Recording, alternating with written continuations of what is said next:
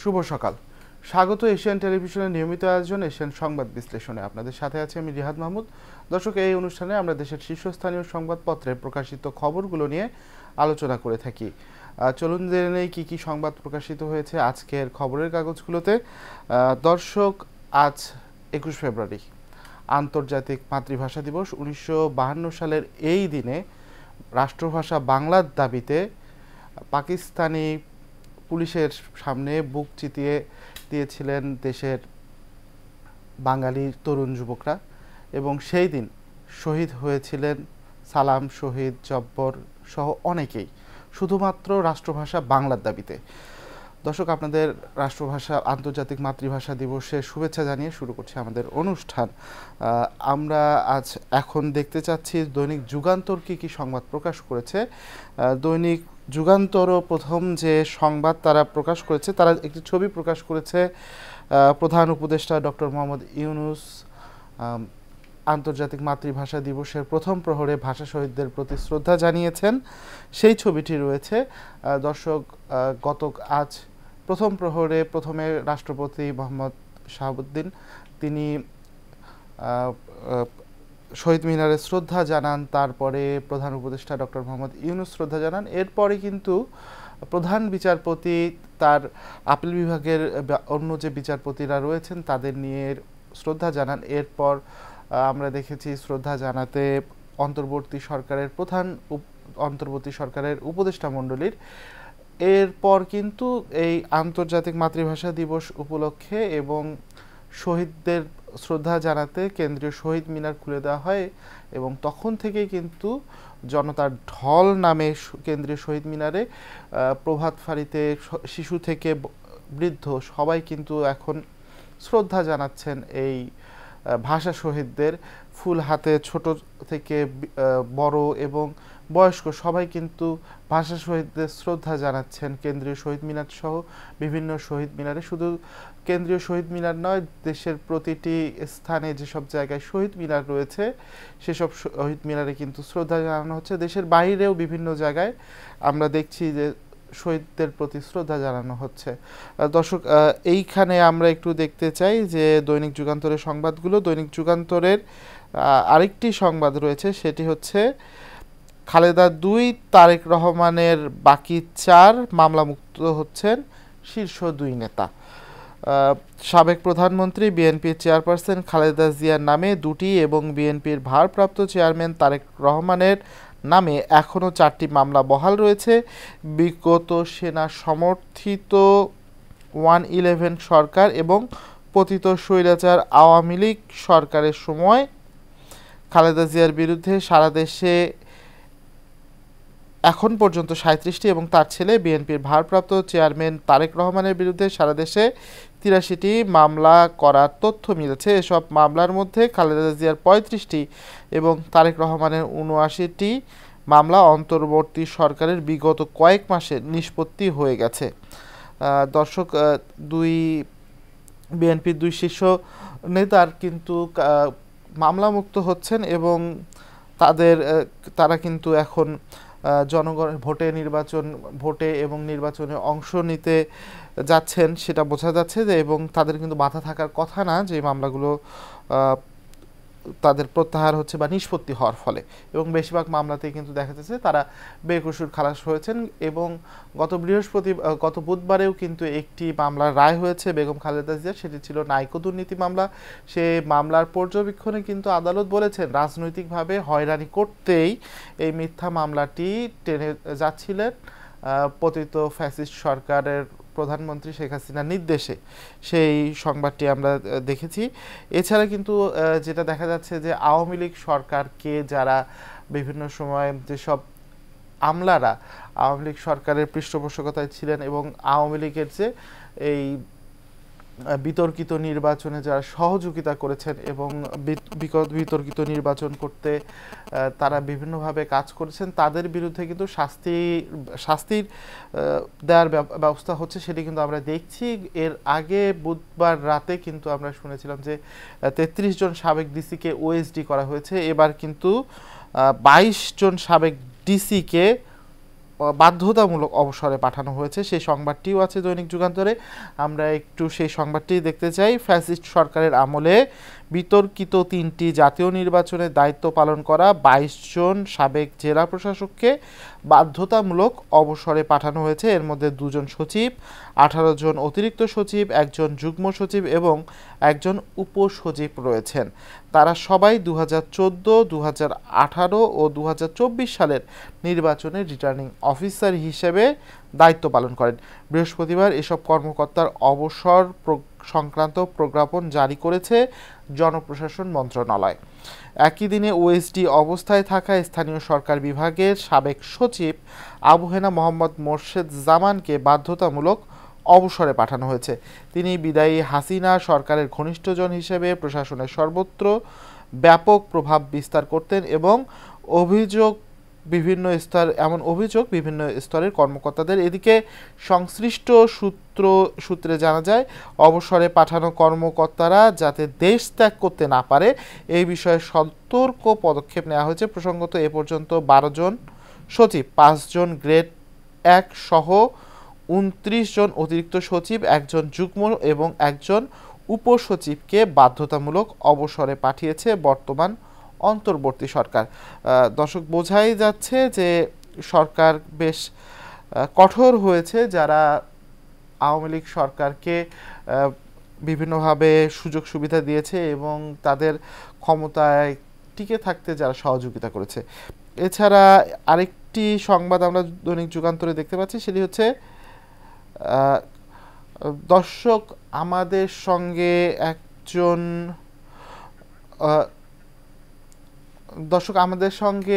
সঙ্গে এখন যুক্ত হচ্ছেন ডক্টর আসাদুজ্জামান, পরিচালক, আন্তর্জাতিক মাতৃভাষা ইনস্টিটিউট। ডক্টর আসাদুজ্জামান, আপনাকে স্বাগত এশিয়ান সংবাদ বিশ্লেষণে। আপনাকে স্বাগত এবং যারা দেখছেন তাদের প্রতি শুভকামনা। আপনাকে অসংখ্য ধন্যবাদ, আপনি এত সকালে আমাদের সঙ্গে যুক্ত হয়েছেন। আপনার কাছে আমার যে প্রথম যে প্রশ্নটি সেটি হলো যে আন্তর্জাতিক যে মাতৃভাষা দিবস, এই আন্তর্জাতিক মাতৃভাষা দিবসের গুরুত্ব কতটুকু আমাদের এই জীবনে? আন্তর্জাতিক মাতৃভাষা দিবস ২১শে ফেব্রুয়ারি সমস্ত বিশ্বে একযোগে পালিত হচ্ছে। এটির গুরুত্ব অবশ্যই আছে। আমরা জানি ১৯৫২ সালে ভাষা আন্দোলনের মধ্য দিয়ে আমরা একটা জাতিসত্তা পেয়েছি, ভাষার অধিকার পেয়েছি। ১৯৭১ সালে আমরা সেই ধারাবাহিকতা মুক্তিযুদ্ধ পেয়েছি। একই সঙ্গে বলতে পারি যে ২৪ সালের যে গণঅভ্যুত্থান সংগঠিত হয়েছে জুলাই বিপ্লব নামে, সেখানে আমাদের এই ৫২ প্রেরণা চেতনা কাজ করেছে। কাজেই আমাদের দৈনন্দিন জীবন থেকে শুরু করে রাষ্ট্রীয় জীবন পর্যন্ত প্রত্যেকটি ক্ষেত্রে ভাষার যে গুরুত্ব সেটি অনুধাবিত হয়। এ কারণেই এবার ইউনেস্কো ঘোষণা করেছে make languages count for sustainable development, অর্থাৎ টেকসই উন্নয়নের জন্য ভাষার গুরুত্ব দিতে হবে। প্রত্যেকটা ক্ষেত্রে এই যে ভাষার যে গুরুত্ব সেটা আমরা অনুভব করি এবং বাঙালি জাতিসত্তা, বাংলাদেশের জাতিসত্তা বিকাশের ক্ষেত্রে ২১-এর চেতনা এবং প্রেরণা দুটোই আমাদের জীবনের সাথে আষ্টে পৃষ্ঠে লেগে আছে। কাজেই ভাষার গুরুত্ব, একই সঙ্গে বাংলা ভাষার যে আন্তর্জাতিকীকরণ সেটি আমাদের অবশ্যই গৌরবের বিষয় এবং সেটি আমাদের যে প্রাণের দাবি ছিল মাতৃভাষা বাংলাকে সমস্ত বিশ্বে ছড়িয়ে দেওয়ার যে প্রত্যয় ছিল বাঙালিদের, সেটি আমাদের হয়েছে এবং আমরা গর্ববোধ করি। একই সাথে আমরা অনুভব করি যে সবার মাতৃভাষা সমান এবং প্রত্যেকটা মাতৃভাষার গুরুত্ব আছে। আপনার কাছে আরেকটি জিনিস জানতে চাই যে আন্তর্জাতিক মাতৃভাষা ইনস্টিটিউট ভাষাকে ধরে রাখতে, এবং অনেক ভাষা আমরা জানি যে হারিয়ে যাচ্ছে, ক্ষুদ্র নিগোষ্ঠীদের ভাষা, সেই ভাষাগুলোকে ধরে রাখতে এবং আবার পুনরুজ্জীবিত করতে কি কি পদক্ষেপ নিয়েছে? আন্তর্জাতিক মাতৃভাষা ইনস্টিটিউটের প্রধান কাজ হচ্ছে ভাষা গবেষণা করা এবং বিশেষ করে যে ভাষাগুলো হারিয়ে যাচ্ছে, বিপন্ন অবস্থায় আছে, সেই ভাষা নিয়ে কাজ করা।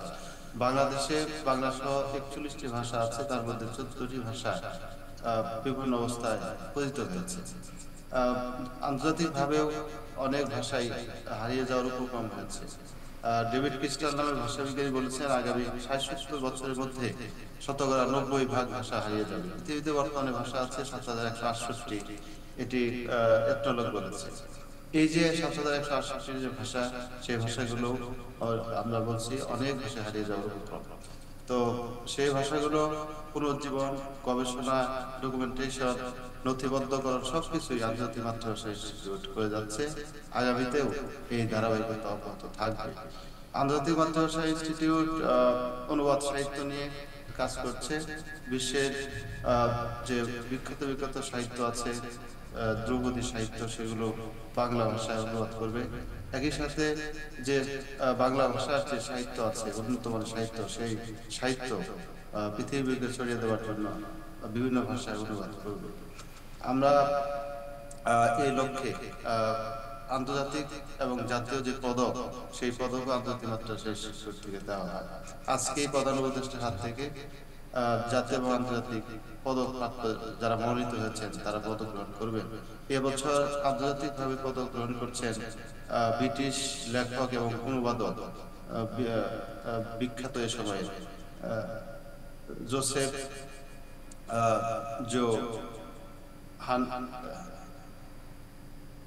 উইন্টার, জোসেফ উইন্টার, উনি এই পদক গ্রহণ করবেন। উনি জীবনানন্দ দাশ এবং রবীন্দ্রনাথের কাব্য ইংরেজিতে অনুবাদ করেছেন। একই সাথে অধ্যাপক মনসুর মুসা, যিনি বাংলাদেশের বিখ্যাত ভাষাবিজ্ঞানী, তার অনেক কাজ আছে বাংলা ভাষা এবং সাহিত্য নিয়ে, এই জন্য তিনি পুরস্কার পাবেন। একই সাথে প্যারিস দূতাবাস বাংলা ভাষা আন্তর্জাতিককরণের ক্ষেত্রে অত্যন্ত গুরুত্বপূর্ণ ভূমিকা রেখেছে। এই প্রতিষ্ঠান হিসাবে প্যারিস দূতাবাস, এই যে বাংলা ভাষার যে যাত্রা, একই সাথে বিশ্বের বিভিন্ন ভাষাকে যে টিকে রাখার প্রচেষ্টা এবং পুনরুজ্জীবন করার যে প্রক্রিয়া গবেষণার মাধ্যমে, সেটি আন্তর্জাতিক মাতৃভাষা ইনস্টিটিউট মনে করে, ধারণ করে এবং একই সাথে সেই কাজগুলো করে যাচ্ছে। আন্তর্জাতিক মাতৃভাষা ইনস্টিটিউট শুধু বাংলাদেশের প্রতিষ্ঠান নয়, এটি বিশ্বের প্রতিষ্ঠান। বিশ্বের প্রতিষ্ঠান হিসেবে পৃথিবীর বিভিন্ন প্রান্তে ছিটিয়ে থাকা যে ভাষাগুলো আছে, বিশ্বের যে ভাষাগুলো বিপন্ন অবস্থায় আছে, সেই ভাষাগুলো কাজ করবে। আন্তর্জাতিক মাতৃভাষা সেই লক্ষ্যে মাতৃভাষা পিডিএফ প্রকাশ করেছে। সেখানে বিশ্বের বিভিন্ন ভাষার বর্ণনা আছে এবং নথিবদ্ধ করা হয়েছে বিভিন্ন তথ্য। আন্তর্জাতিক মাতৃভাষা ইনস্টিটিউটে ১৯৩ দেশের লিখনিতে আর্কাইভ আছে। আমাদের এখানে একটি ভাষা জাদুঘর আছে, যে এই জাদুঘরে ১৮৮ দেশের তথ্য সংগৃহীত ভাষার বিভিন্ন তথ্য এখানে আছে। আপনার কাছে একটা জিনিস জানতে চাইবো যে ইদানিং সোশ্যাল মিডিয়ার যুগ এবং ডিজিটাল যুগ, এখানে আমরা অনেক সময়ই দেখছি যে বিভিন্নভাবে বাংলা ভাষার বিকৃতি হচ্ছে। তো সেই বাংলা ভাষার যে বিকৃতিটি, এই বিকৃতি রোধ কিভাবে করা যায় আপনি মনে করেন? সর্বস্তরের বাংলা ভাষা প্রচলন আইন এবং শুদ্ধ বাংলা ব্যবহারের আইন হয়েছে ২০১২ সালে সেই আইন পুনরায় আমরা লক্ষ্য করেছি। ২০১৪ সালে সেই আইন হয়েছে। কিন্তু আইন দিয়ে তো আসলে ভাষা দূষণ অথবা ভাষা বিকৃতি হাত থেকে রক্ষা করা যাবে না। এটি আমাদের মনে প্রাণে ধারণ করতে হবে। যারা আমরা বাংলা ভাষা ব্যবহার করি তাদেরকে আসলে সচেতন হতে হবে। না হলে বাংলা ভাষা যে এই যে বিশ্বের দরবাজে আসীন করার যে প্রক্রিয়া, সেটা কিন্তু ব্যাহত হবে। ভাষা বিকৃতি কোনোভাবেই কাম্য নয়। কারণ শহীদদের তাজা রক্তের বিনিময়ে যে বাংলাদেশে আমরা দাঁড়িয়ে আছি, ২৪শে গণঅভ্যুত্থানে মুগ্ধ সাহিত্যের রক্তের যে বাংলাদেশ, সেই বাংলাদেশে আসলে আমরা ভাষা বিকৃতি কিংবা কোনো ধরনের অপসংস্কৃতি আমরা ছোঁয়া দেখতে চাই। সে কারণে বাংলা ভাষা অবশ্যই প্রমিত বাংলাটাই ব্যবহার করতে হবে। এবং আমি মনে করি যে ভাষা বিকৃতির হাত থেকে রক্ষা করতে হলে প্রথমেই আমাদের সচেতন হতে হবে। আমাদের যারা শিক্ষকতা করেন তারা শিক্ষা ক্ষেত্রে প্রমিত বাংলা ব্যবহার করবেন, ছাত্রদের উজ্জীবিত করবেন, তারা গণমাধ্যমে করবেন, তারা এই ভাষাটা সঠিকভাবে তুলে ধরবেন। এবং যারা ভাষা নিয়ে কাজ করেন, ভাষাবিদ, ভাষাবিজ্ঞানী, তাদের প্রত্যেককে এগিয়ে আসতে হবে এই ভাষা ব্যবহারের জন্য। সাধারণ মানুষ থেকে সম্পৃক্ত করে আরো এই ভাষাকে ব্যবহার করতে হবে। কোনোভাবেই আসলে ভাষা বিকৃতি কাম্য নয়। কারণ আমরা আন্তর্জাতিকভাবে যে ভাষার মর্যাদা পেয়েছি, আমাদের দেশে সেই ভাষার মর্যাদা আরো বৃদ্ধি করার জন্য আমাদের যত ধরনের প্রক্রিয়া আছে। আপনার কাছে আরেকটি জিনিস জানতে চাই যে বিগত সরকার কিন্তু পাঠ্য বইয়ে বিভিন্ন ধরনের সংস্কার করেছে এবং বিভিন্ন ধরনের জিনিস ইনপুট দিয়েছে। তো সেক্ষেত্রে কি আমাদের ভাষার কোনো ক্ষতি হয়েছে কি? না, ভাষা একটা হচ্ছে তথ্যগত বিভ্রান্তি অথবা অতি ইতিহাস বিকৃতি, সেটি একটা বিষয়। আর একটা হচ্ছে ভাষার ব্যবহার।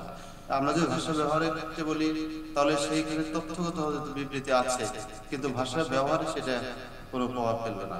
একই সাথে আমি বলতে চাই যে বাংলা ভাষার যে উজ্জীবনী শক্তি, সৃষ্টিশীল ক্ষমতা, রূপান্তর প্রক্রিয়া, সেই ক্ষেত্রে কিন্তু বাংলা ভাষা হারিয়ে যাওয়ার কোনো ভয় নেই। আমাদের অনেকেই হয়তো প্রশ্ন ওঠে যে বাংলা ভাষা যেভাবে আমরা ব্যবহার করছি, কখনো মিশ্রিত বাংলা, কখনো বিকৃত বাংলা, অথবা ভাষা দূষণ, যেটাই করি না কেন, নানা ধরনের এই অপঘাতের মধ্যে দিয়ে বাংলা ভাষা এগিয়ে চলেছে। একই সাথে মনে রাখতে হবে বাংলা ভাষা হাজার বছরের বাংলা ভাষা, এই বাংলা ভাষা আসলে হারিয়ে যাওয়ার কোনো ভয় নেই। গ্রহণ বর্জনের মধ্য দিয়ে বাংলা ভাষা টিকে আছে এবং তার যে অগ্রযাত্রা সেটা সবসময় অব্যাহত রয়েছে। কাজেই বাংলা ভাষা যে শক্তি, যে প্রাণ শক্তি, সেই শক্তি কিন্তু অনেক বেশি। কোনো ক্রমেই বাংলা ভাষা হারিয়ে যাবে না। আর ইতিহাস বিকৃতির মধ্য দিয়ে আসলে ভাষার অপব্যবহার হয়, সেটা আমরা কোনোভাবেই কামনা করি না। গত আপনি যেটা বললেন 16-17 বছরে ইতিহাস বিকৃতির একটা মহড়া চলছিল, সেখানে ভাষা ব্যবহারটা আবশ্যিকভাবে এসেছে, ভাষার অপব্যবহার হয়েছে। সেই ধরনের ভাষার অপব্যবহার আসলে কোনো ক্রমে কাম্য না। আগামীতে যারা বা বর্তমানে যারা দেশ পরিচালনা আছে, তারা এই বিষয়টা অবশ্যই খেয়াল রাখতে হবে যে ইতিহাস বিকৃতি যাতে আমরা কোনোভাবেই প্রসার না করি, একই সাথে ভাষাকে আমরা যাতে সেইটার হাতিয়ার না বানাই। কাজে ভাষা তো আসলে আমাদের যোগাযোগের অন্যতম। ডক্টর আসাদুজ্জামান, সবকিছুই আসলে এই ভাষার মাধ্যমে সংগঠিত হয়। ডক্টর আসাদুজ্জামান, আপনাকে অসংখ্য ধন্যবাদ। আপনি এত সকালে আমাদের সঙ্গে সময় দিয়েছেন। আমাদের একটা বিরতি নেওয়ার সময় হয়ে এসেছে। দর্শক, এশিয়ান সংবাদ বিশ্লেষণের সময় হলো একটা বিরতির, ফিরছি কিছুক্ষণ পর, সঙ্গে থাকুন। দেখেছি যে আন্তর্জাতিক মাতৃভাষা দিবস, সেটি নিয়েই তারা প্রধান শিরোনাম করেছে অবিনাশী চেতনার 21-এ, সেই সংবাদটি রয়েছে। এছাড়া কিন্তু প্রধান উপদেষ্টা ডক্টর মোহাম্মদ ইউনূস গতকাল 18 জনকে এবং বাংলাদেশ নারী ফুটবল দলের হাতে 21-এ পদক তুলে দিয়েছেন। তো 21-এ পদক তুলে দেওয়ার সময় তিনি বলেছেন যে তরুণদের নেতৃত্ব দেওয়ার জন্য প্রস্তুত হতে হবে, সেই কথাটি তিনি বলেছেন, এই কথাটি বলেছেন। এছাড়া কালকে আরও একটি গুরুত্বপূর্ণ যেটা হচ্ছে খেলার খবর আছে, সেটি হচ্ছে বাংলাদেশ কিন্তু তাদের চ্যাম্পিয়ন্স ট্রফির মিশন শুরু করেছে। যদিও মিশনের শুরুটা ভালো হয়নি, প্রথম ম্যাচেই তারা ভারতের কাছে 6 উইকেটে হেরেছে।